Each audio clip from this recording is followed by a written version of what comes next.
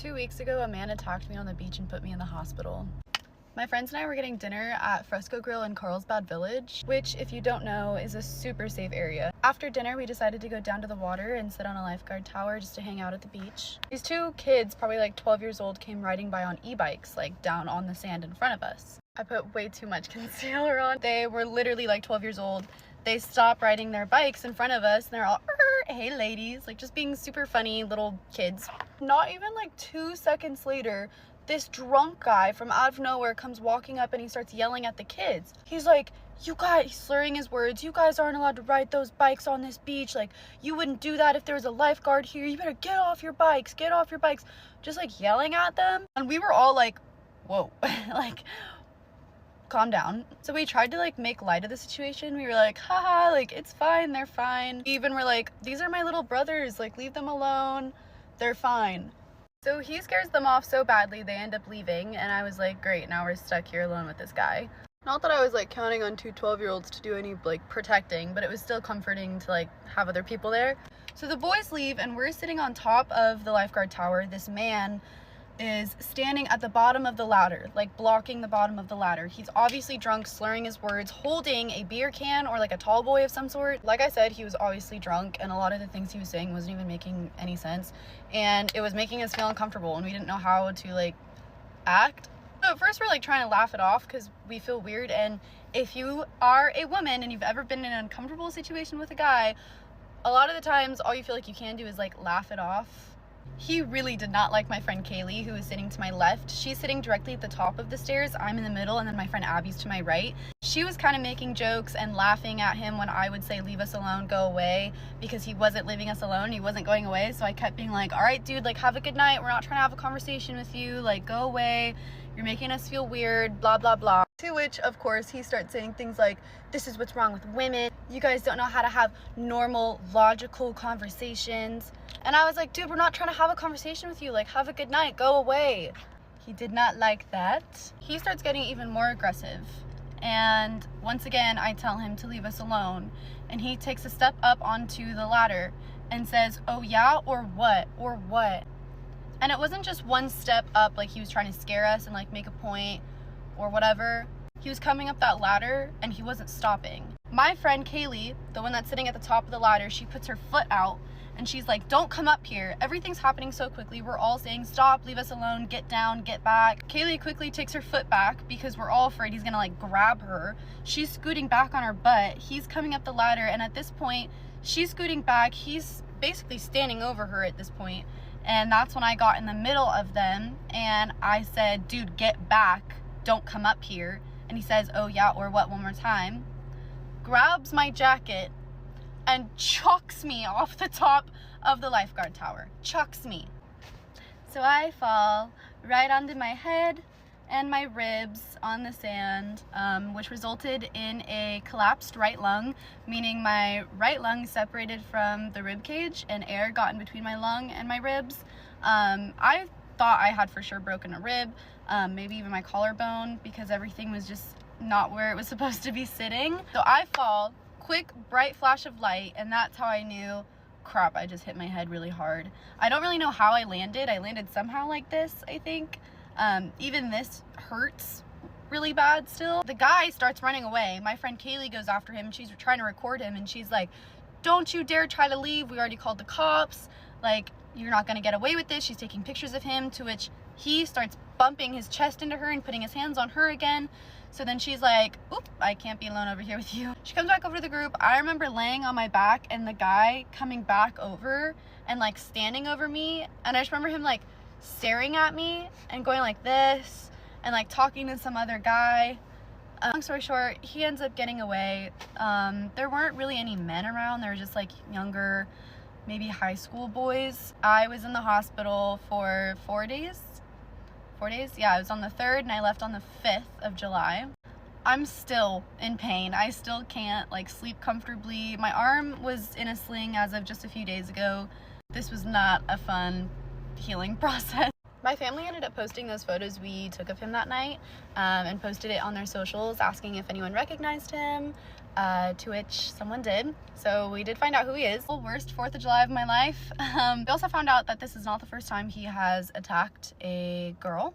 I've read a few people on Facebook that had recognized him, saying that he specifically targets women-owned businesses like hair salons. One lady had him walk in through their back door and ask, like, what are you doing here? Like, what is this? And she was like, it's a hair salon.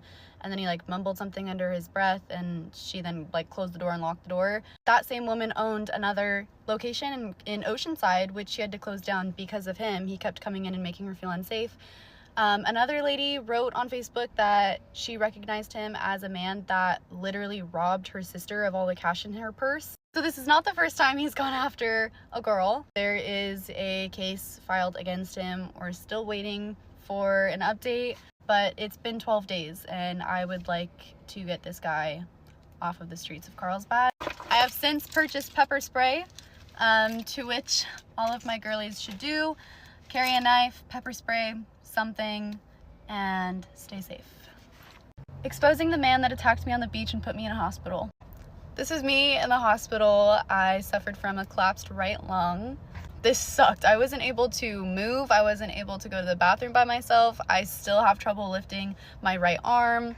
I posted a video a few days ago telling all the details, and a lot of people have been asking me to post his photo. And I feel like I have this responsibility to share these photos of him. At first, I was a little scared. I don't want to make the detectives' jobs any harder. If he sees this video somehow and he decides to run and hide or skip town, then it would make the chances of him getting arrested very slim. So without further ado, here is the guy. This is what he looked like the night it happened. I know it's kind of a bad picture. This was the only one I could find from that night. My friends have better pictures of him from that night, but I just don't have them on my phone. Here's a better photo of him. This is from 2015. This is a picture I found online. So he looks like this, just worse. Here's another one. His hair definitely isn't as like long and full anymore, but still very curly. There he is again, walking on the beach. Sounds familiar? Again, I'm sharing these photos in hopes that it keeps other people safe. If you see this man, especially if you're a girl or a guy, it doesn't matter, do not approach him. He is psycho. He's actually so dangerous and increasing his behavior. He's escalating. This is the first case I know of that he's actually gotten physically violent with a woman. So please, again, carry your pepper spray, carry your gel spray, whatever it is that works for you guys, carry it and use it and be safe. Quick little update on the man who put me in a hospital. Man puts girl in hospital? Not very mindful. Not very demure. If you don't know what happened, you can find the full story time on my page, but basically a guy attacked me on the beach and put me in the hospital. I'm pressing charges. The investigation's closed. The detective has presented it to the DA, and we will know in about 2 weeks if I can move forward. There is a slight issue. When it happened, there were some bystanders. Like I said, oldest kid there was probably fresh out of high school. And I was laying on my back, trying to breathe and trying to move.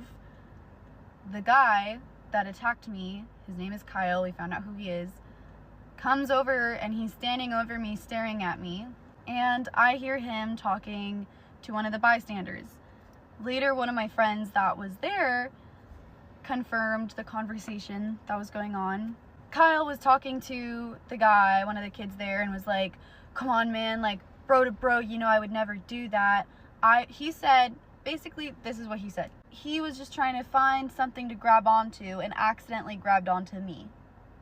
And that's how he pulled me down.